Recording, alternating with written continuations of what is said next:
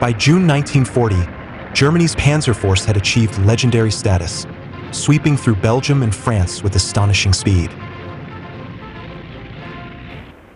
Only the English Channel stood between the German war machine and total domination of Western Europe. While Stukas roared above, the panzers advanced virtually unchallenged. However, Germany's early triumphs owed more to innovative combined arms tactics than to the quality of their tanks.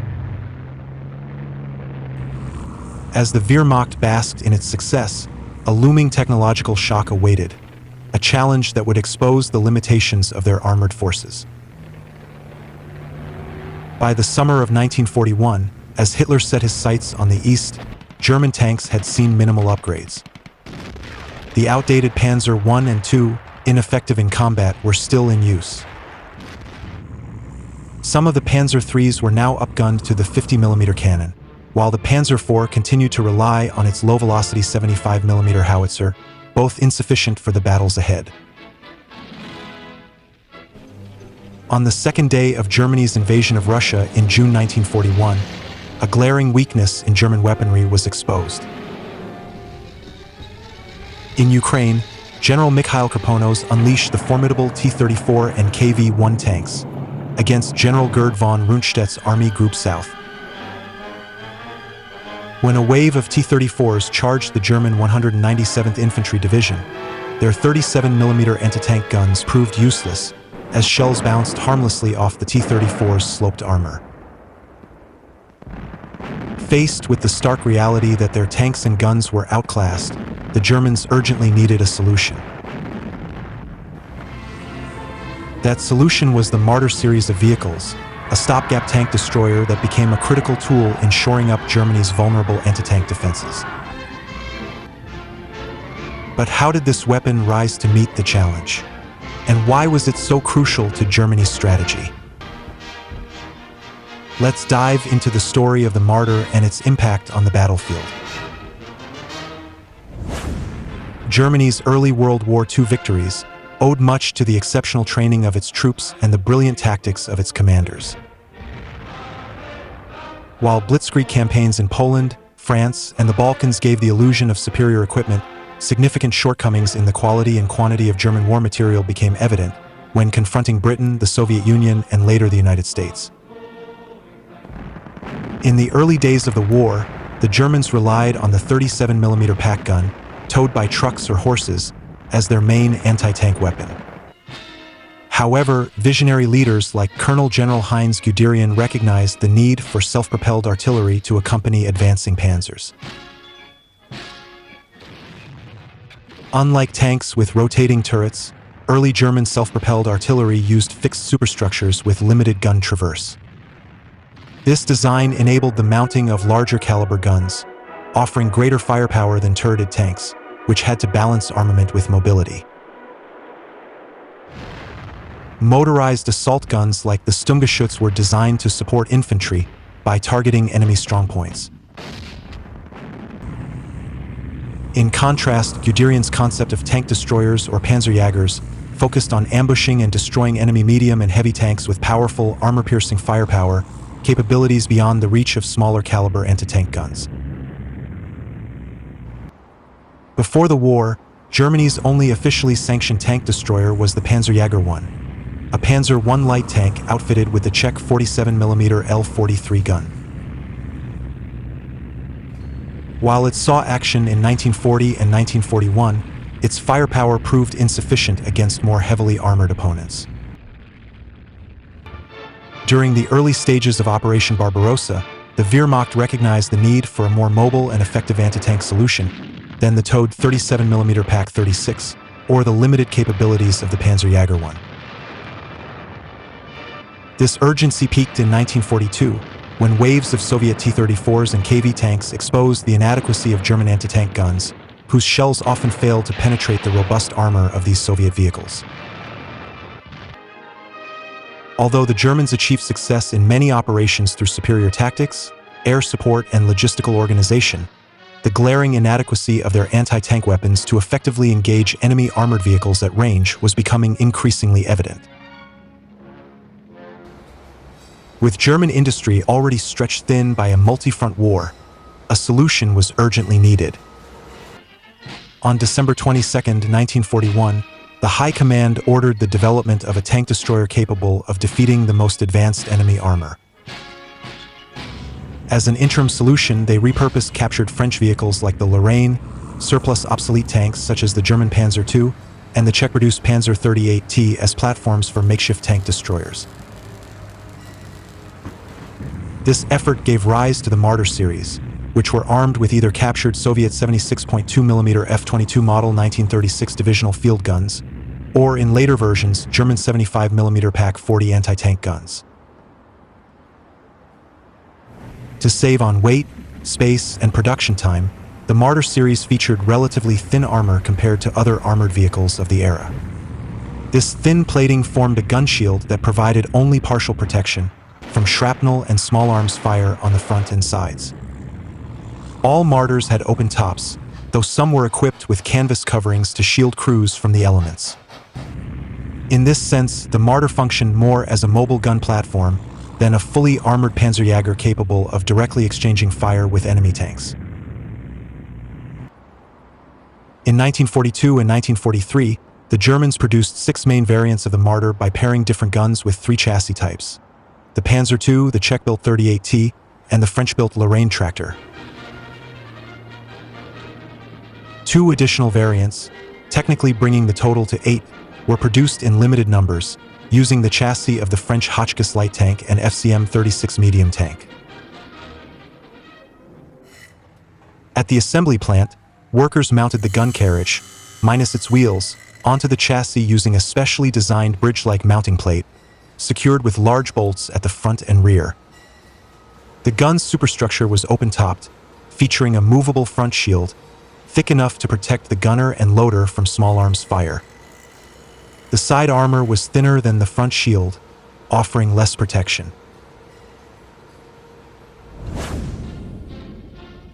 The informal designations of Marder 1, 2, and 3 likely stemmed from the use of different chassis for each type. However, this numbering system is somewhat misleading, as the Marder 2 was the first to see service. The Marder 2 was produced in 2 primary versions. The initial model, designated SDKFZ-132, was built on the Panzer II Model D or E chassis. This version featured a new torsion bar suspension with 4 large road wheels and a slack track system without return rollers. It was armed with captured Soviet 76.2mm guns that had been modified to use the German 75mm Pak-40 propellant cartridge.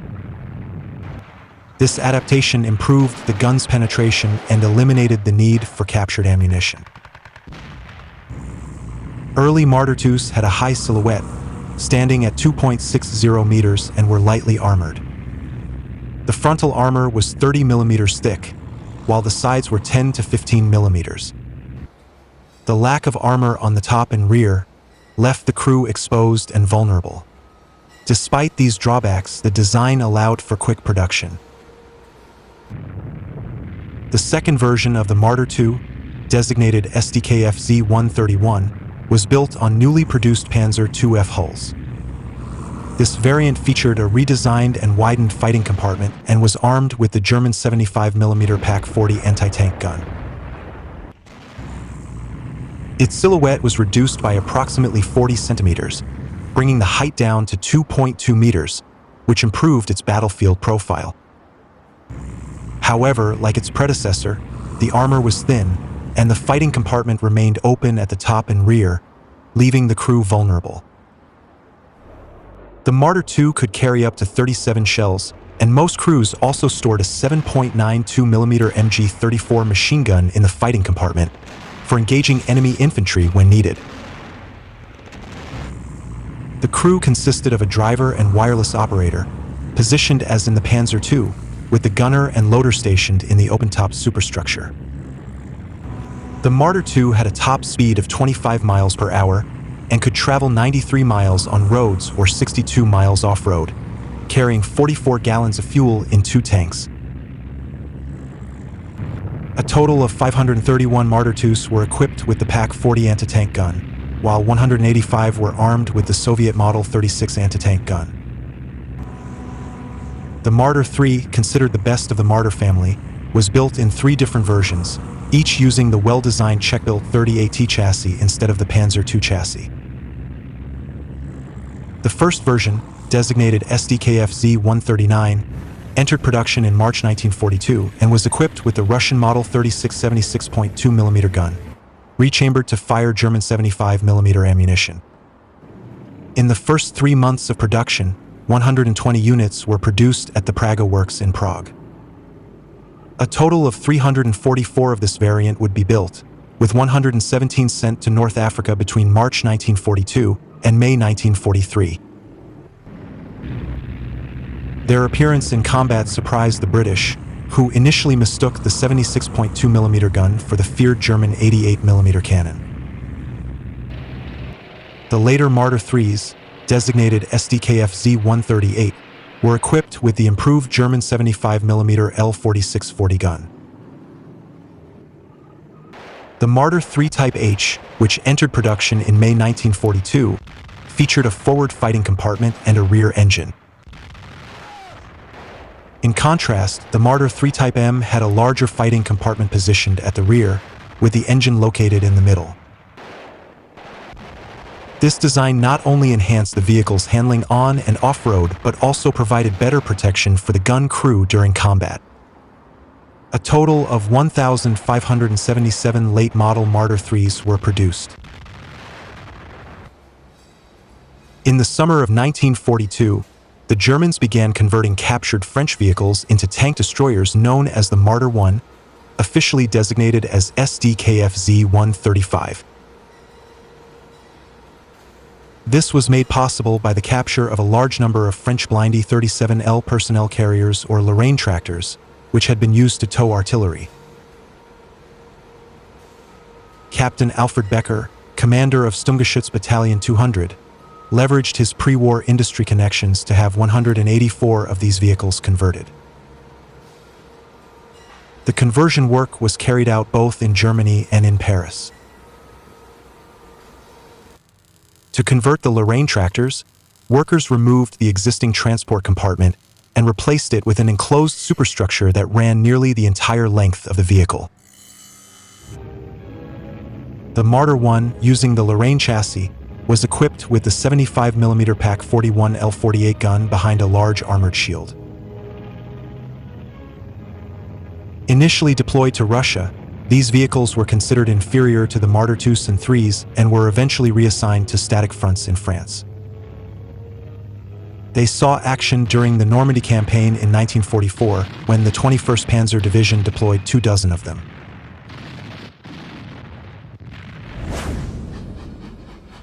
As the war progressed in 1942, Marders were transported by rail to the fronts in Russia and North Africa. Organized into battalions, they supported both infantry and armor, depending on their assigned unit. Their primary role was to lie in wait for enemy armor to attack or counterattack, often being concentrated to maximize their impact on enemy forces. Marder crews would carefully survey the battlefield for covered positions to deploy their vehicles. Experienced crews would select multiple potential positions, allowing them to shift locations if necessary. The terrain dictated the type of obstacles available for concealment, making it more difficult for enemy armor to target them during combat. Marder crews preferred to position their vehicles in concealed spots behind natural barriers, such as rivers, marshes, minefields, or hedgerows. In areas with dense foliage, crews would cover the entire vehicle, including the open-top superstructure with foliage, to reduce visibility and make it harder for the enemy to spot them from a distance. When supporting infantry, Marder crews would provide initial fire support during the advance, then move forward once the infantry seized the objective. Afterward, they would offer close support until the objective was securely held before pulling back. In support of friendly armor during an attack, Marders would protect the flanks and provide long-range fire to reinforce the offensive. While these tactics were ideal, the specifics of each campaign often dictated how the Marders were employed. For example, during von Manstein's Kharkov counteroffensive in February and March 1943, Marders were used to transport combat engineers and panzer grenadiers into battle. Both the 1st SS Division Leibstandarte Adolf Hitler and the 2nd SS Panzer Division Das Reich relied on these vehicles, with Marder IIs and Marder IIIs providing vital support. During this and other battles on the Eastern Front, Panzer Grenadiers depended on the Marders to counter Soviet tank assaults effectively. The Marder design had several drawbacks. Crews fighting on the Eastern Front were exposed to the harsh cold temperatures typical of the Russian steppe. Additionally, the high superstructure made the vehicle top-heavy, making it difficult to maneuver in rugged terrain. Its elevated profile also made it highly vulnerable to enemy artillery, anti-tank guns, and tanks. Despite these issues, Marders were issued to tank destroyer battalions within elite infantry and panzer divisions, as well as other units, and were primarily deployed on the Eastern Front. The Panzerjäger I, Marders, and Nashorn were all early makeshift tank destroyers, designed to temporarily fill a critical gap in the German forces, until they could develop more advanced, second-generation tank destroyers. These newer models would feature enclosed superstructures and lower profiles, offering better protection and tactical effectiveness. As the tide began to turn against Germany in late 1942, particularly on the Eastern Front and in North Africa, the Marders and other tank destroyers took on an increasingly vital role in halting or delaying enemy offensives. This period saw the Germans refine the art of ambush tactics, specifically luring enemy tanks into traps. German forces would feign retreat, drawing enemy armor into an area where tank destroyers were concealed along pre-established lines. Once the enemy tanks pursued, the tank destroyers would strike, decimating the enemy from well-hidden positions, often with devastating effect. This clever tactic helped slow the enemy's momentum and buy the Germans critical time. The production of Marders continued throughout 1943 and into 1944, though by this time, the Germans had begun to produce more advanced tank destroyers, such as the Nashorn, which was armed with the powerful 88mm gun. Additionally, they introduced a new generation of tank destroyers that featured fully enclosed superstructures for better protection, such as the Elephant, Hetzer, Jagdpanzer IV, and Jagdpanther. The Germans increasingly employed the Stug 3 in the tank destroyer role, as it offered superior armor protection and fully enclosed crew compartments, making it a more robust and safer alternative to the Marder series. Despite this, the Marders remained in service throughout the war, continuing to support German forces until the end. The widespread use of tank destroyers highlighted the challenges the German tank industry faced in prioritizing the production of armored fighting vehicles. It was often easier and more cost-effective to produce tank destroyers than to manufacture tanks with rotating turrets. This led to the production of large numbers of tank destroyers in the later years of the war. Various divisions, including Waffen-SS units, the Großdeutschland Division, and the 1st Paratroop Panzer Division Hermann Göring, were fortunate to have Panzerjäger battalions, which provided them with these specialized vehicles for support. Despite its limitations, the Marder played a crucial role in Germany's 1942 advances to the Volga and the Caucasus. As the Soviets gained momentum later in the war, Marders and other tank destroyers became vital to German defensive efforts, effectively countering Soviet armor. Over 2,800 Marders fielded during World War II proved their value as a reliable anti-tank asset.